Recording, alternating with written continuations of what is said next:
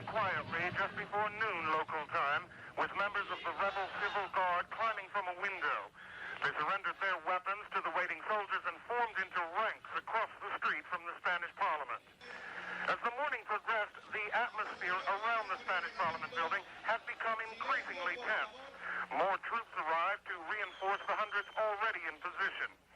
Inside the building, a renegade former colonel in the Civil Guard police continued to hold his approximately 350 parliamentary hostages. During the negotiations with high-level military officers, it became clear many of the 200 or so rebels who originally took the parliament buildings were losing heart. First, the rebels released about 15 women, members of parliament. There was speculation their occupation had been part of a large-scale military coup in Spain. But King Juan Carlos early on went on television and asked the army to remain loyal. It did. But as the men found themselves alone against the nation, as they found their coup was getting nowhere, they obviously decided it would be better to surrender. Afterward, the more than 300 or so members of the parliamentary lower house came streaming out of the building where they'd been held captive.